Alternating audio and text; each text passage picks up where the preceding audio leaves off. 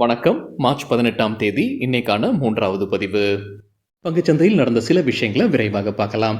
முக்கியமான தகவல், நான் செபி ரெஜிஸ்டர்ட் அட்வைசர் கிடையாது. நம்ம சேனல்ல இருந்து எப்போதுமே ஸ்டாக் ரெக்கமெண்டேஷன்ஸ் கிடையாது. யூடியூப் சேனல் மட்டும் இல்லைங்க, மற்ற சோஷியல் மீடியா பிளாட்ஃபார்மான இன்ஸ்டாகிராம், வாட்ஸ்அப், டெலிகிராம்ல இருந்து கூட நாம ஸ்டாக் ரெக்கமெண்டேஷன்ஸ் வழங்குவதில்லை. மேலும் பணத்தை வாங்கிட்டு எந்த சேவையும் வழங்குவது இல்லை. பல போலியான குரூப் இயங்கிட்டு இருக்கு. தயவு செய்து ஜாகிரதையாக இருங்க. இந்த வீடியோவில் காட்டக்கூடிய அனைத்து கம்பெனிகளும் வெறும் இன்ஃபர்மேஷனல் பர்பஸ்க்காக மட்டுமே முதலீடு செய்யுங்கன்னு சொல்கிற வீடியோ கிடையாது. எந்த ஒரு முதலீட்லையும் ரிஸ்க் இருக்கும். ரிஸ்க் புரியாமல் இன்வெஸ்ட் செய்யாதீங்க. ரிஸ்க் புரியலன்னா தயவு செய்து இன்வெஸ்ட்மெண்ட்டை தவிர்த்துருங்க. நம்ம ருபி டிரைவர் சேனலை ஆதரிக்கிற அனைத்து நல்ல உள்ளங்களுக்கும் நன்றி. சில இண்டிவிஜுவல் ஸ்டாக்ஸ் மற்றும் செய்திகள் விரைவாக பார்க்கலாம். ரஷ்யாவுடைய அதிபராக விளாடிமிர் புட்டின் மறுபடியும் தேர்ந்தெடுக்கப்பட்டிருக்கிறாருன்னு என்டிடிவிலேருந்து கிடைத்த தகவல் ஒரு பெரிய அளவில் வெற்றியை பார்த்திருக்கிறாரு. அதற்கு பிறகு ஒரு செய்தி சொல்லியிருக்கிறாரு. யுஎஸ்ஏக்கு எச்சரிக்கை விடுத்திருக்கிறாரு. 3வது உலகப் போர் பற்றி பேசி அவர் யுஎஸ்ஏக்கு எச்சரிக்கை விடுத்திருக்கிறாருன்னு என்டிடிவிலேருந்து கிடைத்த தகவல். எலக்டோரல் பாண்ட்ஸ் குறித்து என்டிடிவிலேருந்து கிடைத்த தகவல், சுப்ரீம் கோர்ட்டில் இன்னைக்கு விசாரணை நடந்தது. ஸ்டேட் பேங்க் ஆஃப் இந்தியா சில தகவலை மறைச்சிட்டாங்க, இல்லை தரல அப்படின்ற குற்றச்சாட்டு.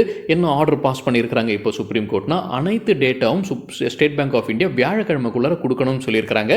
ஆல்ஃபா நியூமரிக் நம்பர் உட்பட அனைத்து டேட்டாவும் எதையும் மறைக்காமல் கொடுக்கணும்னு சொல்லியிருக்கிறாங்க. அது மட்டும் இல்லாமல் state bank of India supreme கோர்ட்டில் ஒரு அஃபிடவிட் தாக்கல் செய்யணும்னு ஆர்டர் பாஸ் பண்ணியிருக்கிறாங்க. எந்த டேட்டாவும் நாங்கள் மறைக்கல அப்படின்ற affidavit state bank of India supreme கோர்ட்டுக்கு கொடுக்கணும்னு ஆர்டர் பாஸ் பண்ணியிருக்கிறாங்க. சுப்ரீம் கோர்ட் தகவல் கிடைத்தது என்டிடிவியிலிருந்து. பிரபல தின்பண்டங்களான டாரிட்டோஸ் மற்றும் சீத்தாஸ் அரசு பள்ளிகளில் விற்பனை செய்வதற்கு தடை வருவதற்கான வாய்ப்பு இருக்குன்னு சொல்லியிருக்கிறாங்க மணி கண்ட்ரோலில். யுஎஸ்ஏ கலிஃபோர்னியா மாநிலம் தான் இந்த புது சட்டத்தை கொண்டு வருவதற்கான வாய்ப்பு இருக்கு. அங்கே இருக்கக்கூடிய அரசு பள்ளிகள் இப்போதைக்கு இது விற்பனை நடந்துகிட்டு இருக்கு. இதை தடை செய்வதாக சொல்லியிருக்கிறாங்க. என்ன காரணம்? இந்த உணவில் சாயம் இருக்கு, அதனால புற்றுநோய் உண்டாவதற்கான வாய்ப்பு இருக்குன்னு கண்டறிச்சிருக்கிறாங்க. அதனால அரசு பள்ளிகளில் இதோடைய விற்பனை தடை செய்யப்படும்னு சொல்லியிருக்கிறாங்க மணி கண்ட்ரோல் செய்தியில். எந்தெந்த சாயங்கள், அந்த டெக்னிக்கல் டீட்டெயில்ஸும் அதே செய்தியில் சொல்லியிருக்கிறாங்க. பாசார் ஸ்டைல் ரீட்டைல் அவங்களுடைய ஐபிஓ குறித்தான அப்டேட் மணி கண்ட்ரோல்லேருந்து கிடைச்சிருக்கு. அவங்க டிராஃப்ட் ஐபிஓ பேப்பர்ஸை தாக்கல் செய்திருக்கிறாங்க செபிக்கு. ராகேஷ் ஜுன்ஜுன்வாலாவுடைய மனைவி ரேகா ராகேஷ் ஜுன்ஜுன்வாலா இதில் முதலீடு செய்திருக்கிறாங்க. இந்த ஐபிஓவில் இரண்டுமே இருக்குது. ஃப்ரெஷ் இஷ்யூவும் இருக்குது, ஆஃபர் ஃபார் சேலும் இருக்குது. ஆஃபர் ஃபார் சேல் வழியாக ரேகா ராகேஷ் ஜுன்ஜுன்வாலா 27 லட்சம் ஈக்விட்டி ஷேர்ஸை விற்பனை செய்வதற்கான வாய்ப்பு இருக்குன்னு மணி கண்ட்ரோலில் தகவல் வெளியாகி இருக்கு. டாடா ஸ்டீல் குறித்து மணி கண்ட்ரோல் கிடைத்த தகவல், இன்னைக்கு இன்ட்ராடேல நல்லா பர்ஃபார்ம் பண்ணியிருந்திருக்கிறாங்க. 6% அதிகரிச்சிருக்கு, வால்யூமும் அதிகரிச்சிருக்கு. எவ்வளவு அதிகரிச்சிருக்கு? மதியமே 10 கோடி ஈக்விட்டி ஷேர்ஸ் கைமாறி இருப்பதாக சொல்லியிருக்கிறாங்க. போன மாதத்துடைய ஆவரேஜோட காட்டிலும் இது அதிகரிச்சிருக்கு, இரட்டிப்பாகி இருக்குன்னு சொல்லியிருக்கிறாங்க. மற்றொரு அப்டேட் அதே செய்தியில் என்ன சொல்லியிருக்கிறாங்கன்னா, சைனாவுடைய ஜனவரி பிப்ரவரி இண்டஸ்ட்ரியல் அவுட்புட் 7% வளர்ச்சியை பார்த்திருக்கு. ப்ளூம்பர்க் எதிர்பார்த்தது 5.2 வளர்ச்சி, அதை காட்டிலும் அதிகமாகவே வெளியிட்டிருக்கிறாங்க சைனாவுடைய ஜனவரி பிப்ரவரி industrial output. Life insurance corporation of India இன்னைக்கு வீழ்ச்சியை பார்த்துருக்கு. தொடர்ச்சியாக 5 செஷனில் 10% விழுந்திருக்கு எல்ஐசின்னு சொல்லியிருக்காங்க மணி கண்ட்ரோலில்.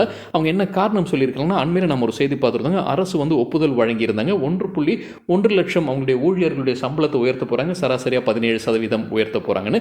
இதற்காக ஏற்படக்கூடிய செலவு எல்ஐசிக்கு எவ்வளவு? கூடுதலாக 4000 கோடி ரூபாய், ஆண்டிற்கு 29,000 கோடி ரூபாய் இதற்காக ஒதுக்க வேண்டும் எல்ஐசி. இதுதான் மணி கண்ட்ரோலில் சொல்லியிருக்காங்க. இது கூட காரணமாக இருந்திருக்கலாம் வீழ்ச்சியை பார்த்ததற்கு. சிஎன்பிசி டிவி 18 ஒரு தகவல் சொல்லியிருக்காங்க. எல்ஐசி 19 அனலிஸ்ட் கவரேஜ் கொடுத்திருக்காங்க. அதுல 12 பேர் பை ரெக்கமெண்டேஷன், 5 பேர் ஹோல்டு ரெக்கமெண்டேஷன், 2 பேர் செல் ரெக்கமெண்டேஷன் கொடுத்திருக்காங்க. ஜேபி மார்கன் தான் அதிகபட்ச டார்கெட்டை கொடுத்திருக்காங்க எல்ஐசிக்கு 1340. இப்போ கிட்டத்தட்ட 910 லெவலில் ட்ரேட் ஆகிட்டு இருக்கு. கோடெக் செக்யூரிட்டிஸ் மற்றும் ஆக்சிஸ் கேபிட்டல் எதிர்பார்ப்பது 1300 ரூபாய் ஒரு ஷேருக்கு. இது எல்ஐசிக்கான டார்கெட்.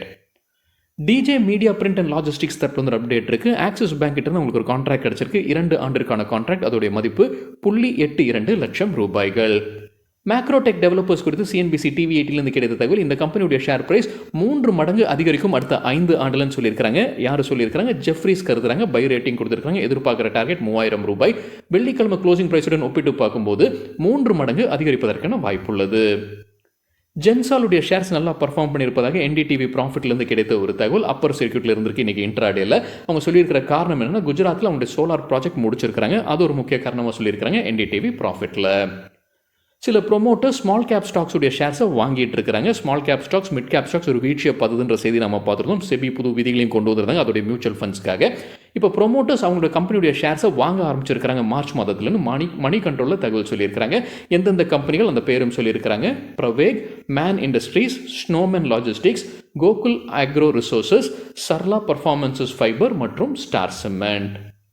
ஸ்ரீராம் ப்ராப்பர்ட்டிஸ் இன்னைக்கு இன்ட்ராடேல நல்லா பர்ஃபார்ம் பண்ணியிருக்காங்க. 4% அதிகரிச்சிருக்கு. கம்பெனி தரப்பு ஒரு அப்டேட்டும் இருக்குது. அவங்களுடைய பெங்களூரு ப்ராஜெக்ட் குறித்தான அப்டேட் புதிதாக அவங்க அறிமுகம் செய்த பெங்களூரு ப்ராஜெக்டில் 70% யூனிட்ஸை விற்பனை செய்திருப்பதாக சொல்லியிருக்காங்க 5 நாட்களில்.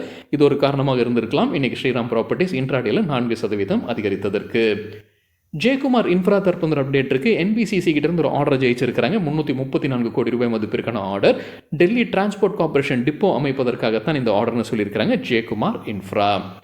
ஹைடெக் பைப்ஸ் தரப்பு ஒரு அப்டேட் இருக்கு. குஜராத்தில் புது ஆலையை கட்டியிருக்கிறாங்க. அதோடைய கமர்ஷியல் ப்ரொடக்ஷன் இப்போ துவங்கியாச்சு. என்ன திறனில் இயங்குது? 1,70,000 MT திறனில் இது இயங்குவதாக சொல்லியிருக்கிறாங்க hi-tech pipes. Brahmaputra infrastructure limited தரப்பு ஒரு அப்டேட் இருக்குது. அவங்களுக்கு நேஷனல் ஹைவே அத்தாரிட்டி ஆஃப் இந்தியாவுடைய ஒரு டெண்டரில் லோவஸ்ட் பிடராக திகழ்கிறாங்க. கிட்டத்தட்ட 50.8 கோடி ரூபாய் மதிப்பிற்கான இந்த ஆர்டர் ஆசாம் மாநிலத்தில் இருப்பதாக சொல்லியிருக்கிறாங்க Brahmaputra infrastructure limited. Piramal pharma கம்பெனியுடைய ஷேர்ஸை HDFC மியூச்சுவல் ஃபண்ட் வாங்கியிருக்கிறாங்க. மார்ச் 14 அவங்களுடைய ஸ்டேக்கை உயர்த்துறாங்க. 4.9% 5% உயர்த்தி இருக்கிறாங்க. அதானி பவர் குறித்து CNBC TV 18 கிடைத்த ஒரு தகவல். சுப்ரீம் கோர்ட் அதானி பவருடைய கோரிக்கையை நிராகரிச்சிருக்கிறாங்க. அவங்க கூடுதலாக 1400 கோடி ரூபாய் கேட்டு தான் கோர்ட்டுக்கு போயிருக்கிறாங்க. என்ன பின்னணின்னு பார்க்கும்போது ஆகஸ்ட் 2020 அதானி பவருக்கு சாதகமாக தீர்ப்பு வழங்கப்பட்டது. ராஜஸ்தான் டிஸ்காம்ஸ் அவங்களுக்கு பணம் கொடுக்க வேண்டியது இருக்குது. 2013 அவங்க சப்ளை செய்திருக்கிறாங்க. அந்த பணம் கொடுக்காம இருக்காங்க. அது கொடுக்கணும் அப்படின்ற ஆர்டர். ஆனால் அது லேட் ஃபீஸும் சேர்த்து கொடுக்கணும். 1400 ரூபாய் லேட் ஃபீஸாக கொடுக்கணும் அப்படின்ற கோரிக்கை தான் முன்வைத்திருந்தாங்க அதானி பவர் சுப்ரீம் கோர்ட்டுக்கு. அது இப்போ நிராகரிக்கப்பட்டிருப்பதாக சொல்லியிருக்காங்க. 6000 கோடி ரூபாய் கட்டணும் முதலே ஆர்டர் பாஸ் பண்ணியிருந்தாங்க. கூடுதலாக 1400 கோடி ரூபாய் கேட்டிருக்கிறாங்க. அதை நிராகரிச்சிருக்கிறாங்க சுப்ரீம் கோர்ட்னு சொல்லியிருக்கிறாங்க CNBC TV 18ல. இன்ஃபோசிஸ் தரப்பு அப்டேட் இருக்கு. அவங்களுடைய முன்னாள் தலைவர் நாராயணமூர்த்தி அவருடைய பேரனுக்கு ஷேர்ஸை கிஃப்டாக கொடுத்திருக்கிறாரு. 15 லட்சம் ஷேர்ஸை கிஃப்டாக கொடுத்திருக்கிறாரு. 0.04% அதோடைய மதிப்பு. இன்னைக்கு ஷேர் பிரைஸ் வச்சு பார்க்கும்போது 243 கோடி ரூபாய். ஜெஃப்ரீஸ் அவங்களுக்கு பிடித்த 11 ஸ்டாக்ஸுடைய பட்டியலை வெளியிட்டிருக்கிறாங்க. அடுத்த 5 ஆண்டுக்கு இது நல்லா பர்ஃபார்ம் பண்ணணும்னு அவங்க கருதுறாங்க. NDTV ப்ராஃபிட்லேருந்து நமக்கு கிடைத்த தகவல். எந்தெந்த கம்பெனிகள்? Amber Enterprises, Ambuja cement, Axis Bank, Airtel, JSW energy, Larsen and Toubro, Macrotech Developers, Max Health Care, State bank of India, TVS motor மற்றும் ஜொமேட்டோ. சரிங்க, இதுதான் சில விஷயங்கள் என்னுடைய பார்வைக்கு எட்டியது. நன்றி, வணக்கம்.